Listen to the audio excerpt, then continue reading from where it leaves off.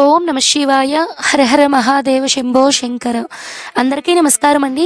ఈరోజు వీడియోలో 16 సోమవారాల వ్రత విధానము ఎలా ఆచరించాలి, పూజ ఎలా చేయాలి, నియమాలు ఏం పాటించాలి, నైవేద్యం ఏం సమర్పించాలి, అలానే 16 సోమవారాలు ఈ వ్రతం చేయాలా, ఎన్ని సోమవారాలు చేయాలి, నాన్ వెజ్ తినవచ్చా లేదా, బ్రహ్మచర్యం పాటించాలా లేదా, ఇలా 16 సోమవారాల వ్రత విధానం గురించి పూర్తి ఇన్ఫర్మేషన్ మొత్తం కూడా ఈరోజు వీడియోలో అందిస్తున్నాను. వీడియోని మాత్రం స్కిప్ చేయకుండా చూడండి. ముందుగా అయితే 16 సోమవారాల వ్రతం అనేది మనము 16 సోమవారాలు మాత్రమే మనం చేసుకోవాలండి. సోమవారం రోజు నుంచే మీరు ప్రారంభం అనేది చేసుకోవాలి. ఈ వ్రతం అనేది ఎప్పుడు చేసుకోవాలండి అంటే సంవత్సరంలో ఎప్పటి నుంచి ప్రత్యేకంగా చేసుకోవాలంటే మీరు ఎప్పుడైనా సరే మీరు స్టార్ట్ చేసుకోవచ్చండి. కానీ ప్రత్యేకంగా ఆషాఢ మాసంలో కనుక స్టార్ట్ చేస్తే మనకి కార్తీక మాసం అయ్యేసరికి అంటే సరిగ్గా 4 నెలలు మనకి 16 సోమవారాలు అనేవి కంప్లీట్ అవుతాయండి. మనకి కార్తీక మాసంలో సోమవారాలకి చాలా విశేషత ఉంది కాబట్టి ఇప్పుడు ఆషాఢ మాసంలో కనుక స్టార్ట్ చేస్తే కార్తీక మాసం పూర్తయ్యేసరికి మనకి మంచి ఫలితం అనేది ఉంటుందండి. విశేషమైనటువంటి రోజులు కాబట్టి మంచి ఫలితాలు అనేటివి వస్తాయి. 16 సోమవారాలు అయితే ఈ వ్రతాన్ని అయితే చేయవలసి ఉంటుందండి. ఆ శివ పార్వతులను అయితే మనం ప్రత్యేకంగా ఆరాధించాలి. ఈ వ్రత విధానం గురించి పురాణాల ప్రకారం సాక్షాత్తు పరమశివుడు పార్వతీదేవికి తెలియచేసినట్లుగా మనకి వ్రత కథలో అయితే మనకి క్లియర్గా తెలియచేయడం అయితే జరిగిందండి.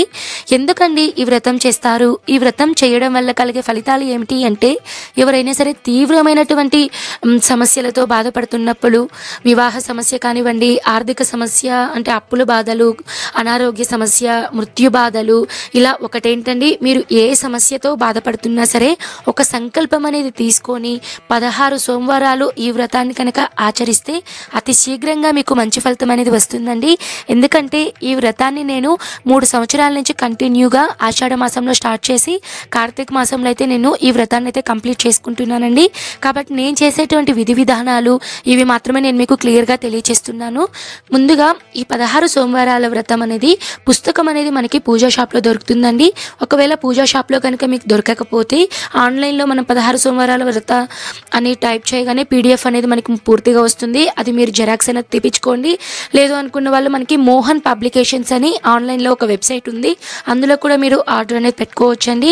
లేదు ఇవన్నీ మాకు కష్టంగా ఉందండి తెలియదు అనుకున్న వాళ్ళు ప్లే స్టోర్లోనే స్తోత్రనిధి అని ఒక అప్లికేషన్ ఉందండి. అందులో మీరు ఏ పూజకు సంబంధించినటువంటి మంత్రాలు అన్ని లాంగ్వేజెస్లో కూడా మీకు దొరుకుతుందండి. ఈ అప్లికేషన్ కంప్లీటెడ్గా మనకి ఫ్రీ వర్షన్లో అయితే ఉంటుంది. మనీ అయితే ఏం పే చేయాల్సిందంతా ఏం లేదండి.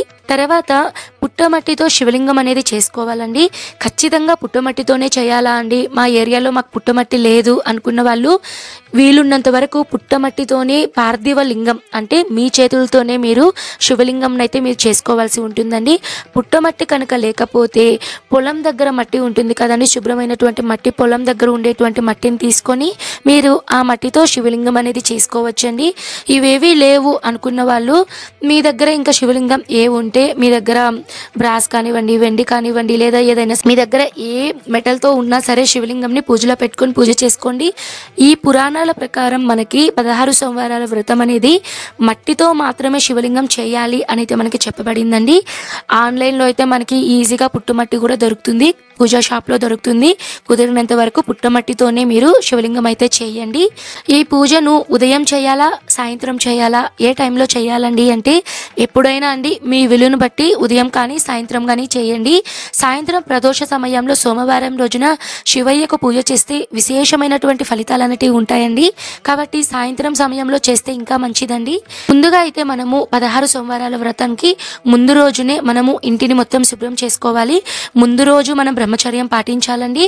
అలానే సోమవారం రోజు బ్రహ్మచర్యం పాటించాలి. తర్వాత రోజు కూడా మీరు బ్రహ్మచర్యం అనేది తప్పకుండా పాటించాలండి. తర్వాత ఈ సోమవారాల వ్రతం అనేది చేసేవాళ్ళు తప్పకుండా ఉదయాన్నే తలస్నానం చేసుకోవాలండి. కానీ తలకి మీరు షాంపులు అలాంటివన్నీ ఏవి మీరు అప్లై చేయకూడదు. అలానే మీరు మంచినీటితోనే స్నానం అనేది చేయాలి. దువ్వెనతో దువ్వుకోకూడదండి. ఇవన్నీ నియమాలు ఎందుకు పెట్టారంటే అంటే దేవుని మీద మనం జ్ఞానేంద్రియాలు మన ఇంద్రియాలు నిమగ్నమై స్వామి మీద భక్తితో మనం పూజ చేయాలి అని ఈ నియమాలు అనేటివి పెట్టారండి. సో ఈ విధంగా ఉదయాన్నే మీరు స్నానం చేసుకొని ఇంటిని వాకిలిని శుభ్రం అనేది చేసుకొని ఇంట్లో ఏదైనా ఒక పీఠం అనేది ఏర్పాటు చేసుకోవాలండి. ఇలాంటి ప్రత్యేకమైనటువంటి వ్రతాలు కాబట్టి పీఠం అనేది పెట్టుకొని స్వామి అమ్మవారి ఫోటో పెట్టుకొని మీరు పూజ చేసుకుంటే చాలా మంచిది.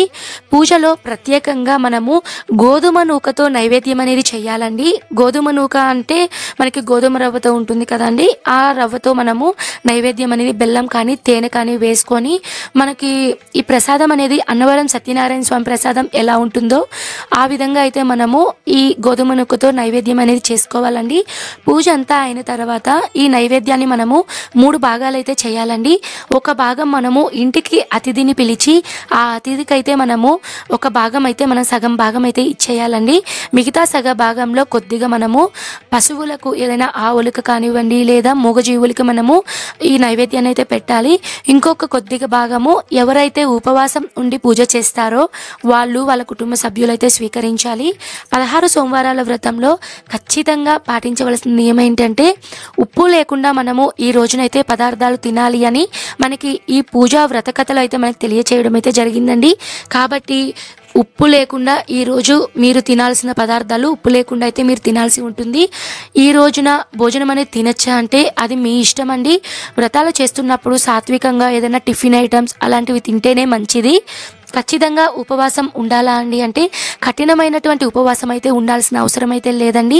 హెల్త్ ఇష్యూస్ ఉన్న వాళ్ళు కానివ్వండి లేదా నార్మల్గా మేము ఉండలేము అనుకున్న వాళ్ళు ఏదైనా సరే పాలు కానివ్వండి పండ్లు కానివ్వండి దేవునికి నైవేద్యంగా పెట్టుంటారు కదండి. ఏ ప్రసాదమైనా గోధుమ నూకతో చేసినటువంటి ప్రసాదమైనా లేదా మీరు ఏదైనా పులిహోర కానివ్వండి దద్దోజనం కానివ్వండి ఏదైనా మీరు పూజలో పెట్టుకున్నప్పుడు నైవేద్యంగా పెట్టింది అయితే మీరు స్వీకరించవచ్చు అని అయితే మనకి పురాణాల్లో అయితే తెలియజేయడం అయితే జరిగిందండి. ఇప్పుడైతే మీరు పీఠం అనేది ఏర్పాటు చేసుకున్నారు. అలానే పీఠం మీద ఒక వస్త్రం అనేది వేసుకొని అమ్మవారు స్వామి ఫోటో పెట్టుకొని నాకు తెలిసి ఇప్పుడున్నటువంటి ఇళ్లలో ప్రతి ఒక్కరి ఇళ్లలో శివపార్వతుల ఫోటో అయితే ఉంటుందండి. స్వామి అమ్మవారు కలిపి ఉన్నటువంటి ఫోటో కానివ్వండి లేదా శివ పరివారం అంటే వినాయక స్వామి కార్తికేయ అందరూ కలిసి ఉన్నటువంటి ఫోటోను కూడా మీరు పూజలో పెట్టుకొని పూజ అనేది చేసుకోవచ్చండి. తర్వాత కలశం ఆనవాయితీ ఉంటే మీరు కలశం అనేది పెట్టుకోవచ్చు. లేదండి మాకు కలశం లేదు అనుకున్న వాళ్ళు పర్లేదండి స్కిప్ చేసేసి మీరు పార్థివ మట్టితో మీరు పుట్టమట్టితో శివలింగం చేసి ఉంటారు కదా పార్థివ లింగాన్ని మీరు పూజలో పెట్టుకొని అలానే పటానికి ఇరువైపులా 2 దీపపు కుందులు అలానే నువ్వుల నూనె ఒత్తులు దీపారాధన ఏకహారతితో చేసుకోవాలండి. పుష్పాలు మీకు ఏవి అందుబాటులో ఉంటే ఆ పుష్పాలతో మీరు అలంకరణ చేసుకొని మీరు దీపారాధన చేసుకొని పూజకైతే సిద్ధం చేసుకోవాలి.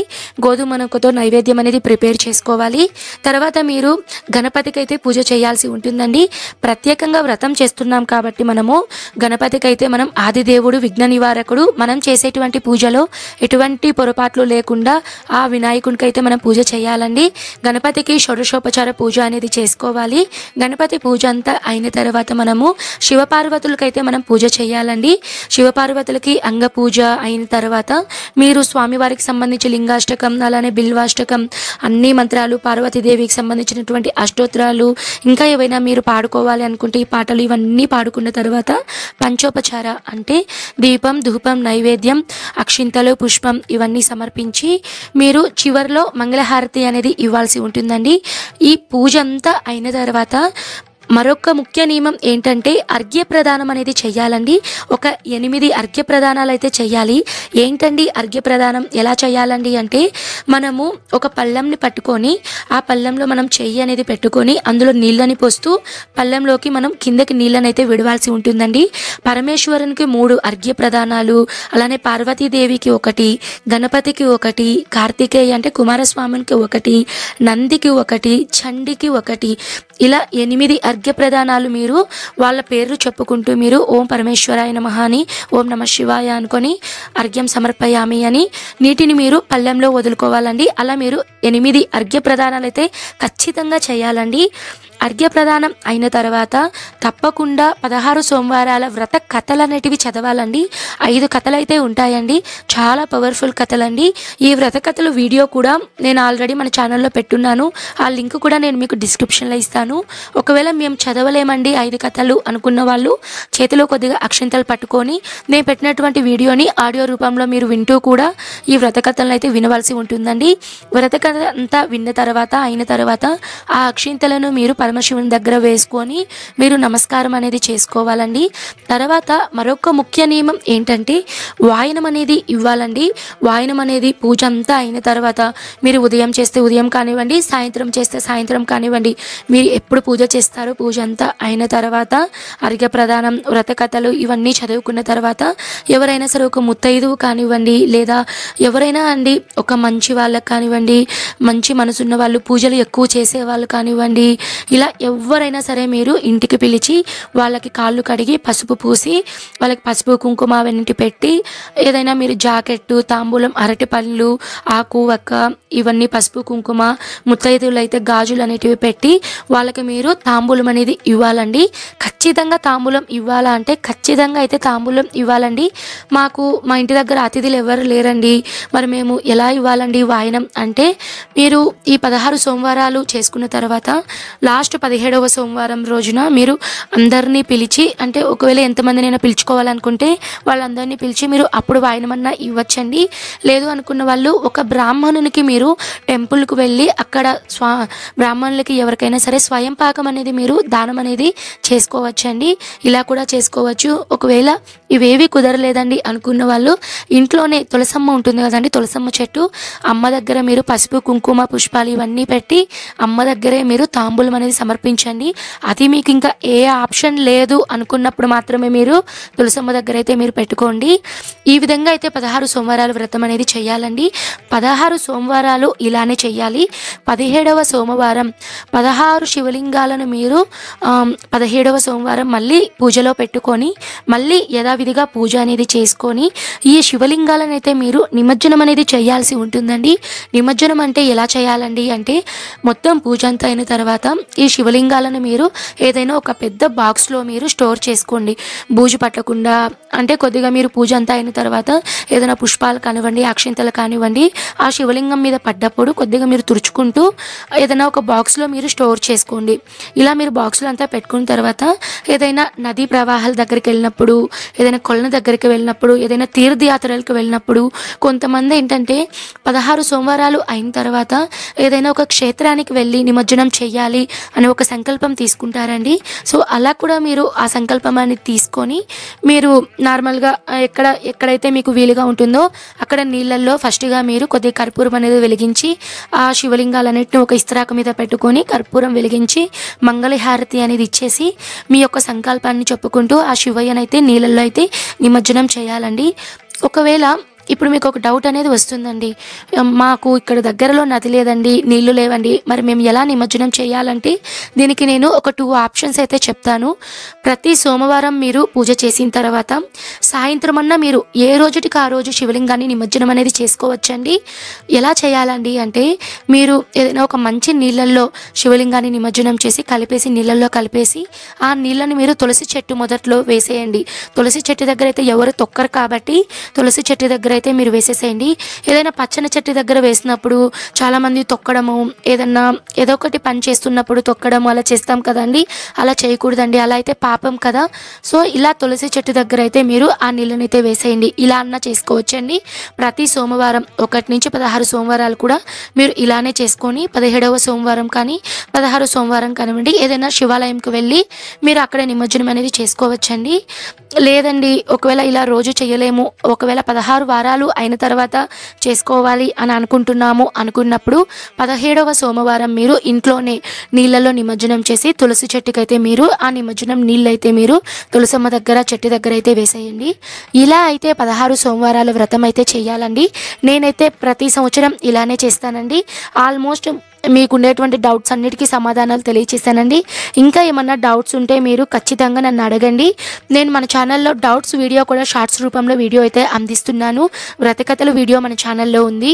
అలానే పార్థివ లింగం ఎలా చేయాలి, గోధుమ నూకతో నైవేద్యం ఎలా చేయాలి, ఇలా అన్ని 16 సోమవారాల వ్రతానికి సంబంధించిన అన్ని విషయాలన్నీ కూడా నేను మన ఛానల్లో వీడియోస్ అయితే ఉన్నాయండి. మీకు తప్పకుండా ఉపయోగపడతాయి అని అనుకుంటున్నాను. ఉపయోగపడితే తప్పకుండా మన ఛానల్ని సబ్స్క్రైబ్ చేసుకొని సపోర్ట్ని తెలియచేయండి. ఓకే అండి, మరో మంచి వీడియోతో మీ ముందైతే ఉంటాను. సర్వే జనః సుఖినో భవంతు. స్వస్తి.